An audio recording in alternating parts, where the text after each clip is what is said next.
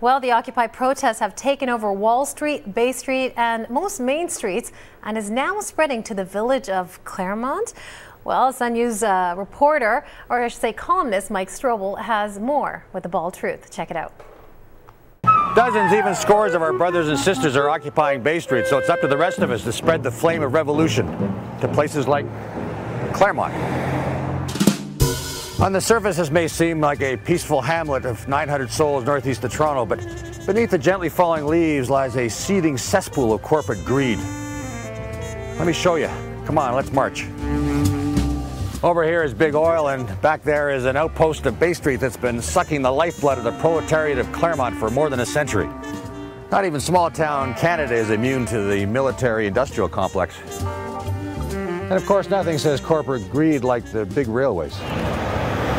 People are slow here to catch on to things, but people are waking up all over the world, so they're going to wake up here. Join us, brothers. Don't be such sheep. I wonder if the sign makes them nervous. It's eat the rich, not mutton. Already my occupation of Claremont has doubled. Why is it important that people's voices be heard in a place like Claremont? All these bourgeois pigs that live here, we need to stand up and protest. Bourgeois pigs? Yeah. Well, it is a farming community, but I didn't realize the pigs were bourgeois. You're from Claremont. What do you think of the Occupy Bay Street movement? I think their heart's in the right place, but I think they're a little bit mixed up because nobody seems to have an opinion of what they want to say or what they want done.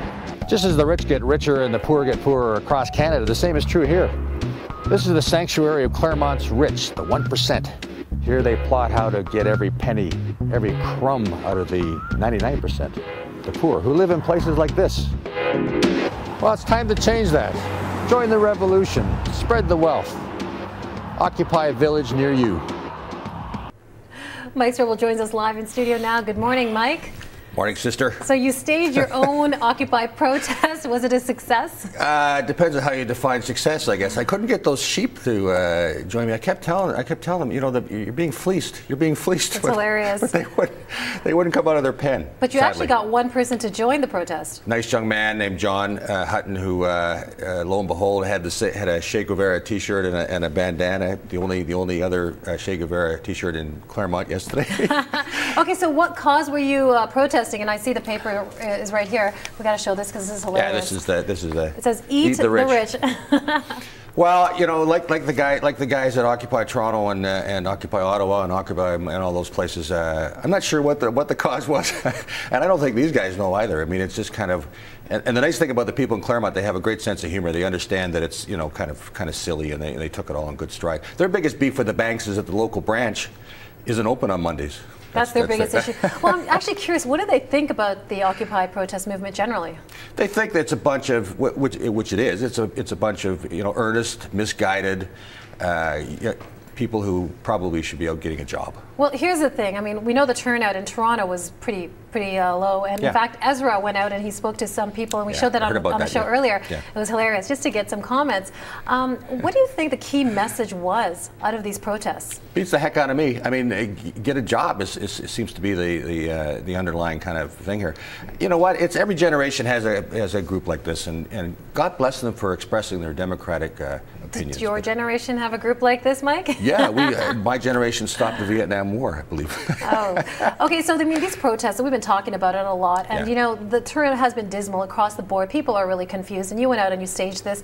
You know, what's going to happen now? What's the follow-up after all this? Oh, once it starts raining and snowing, I think the old Occupy thing is going to kind of disappear. The weather is going to stop the Occupy protest. It's going to pour in Toronto today. I bet you by tomorrow there's not too many people left there. God bless them, though. God bless them, but.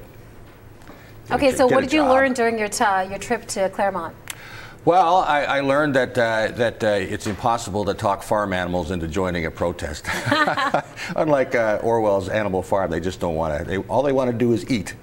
It seems like a quiet, quaint town anyway. There's not a lot of issues to deal with there anyway. Yeah, and don't forget that it's like the rest of us. You know, the 99% of people want to be in that 1%. You know, that's what we're all striving for, and it's no different in Claremont than anywhere else. All right, I love the bandana and I love the sign. Thanks so much for doing that for us, Mike. Peace out.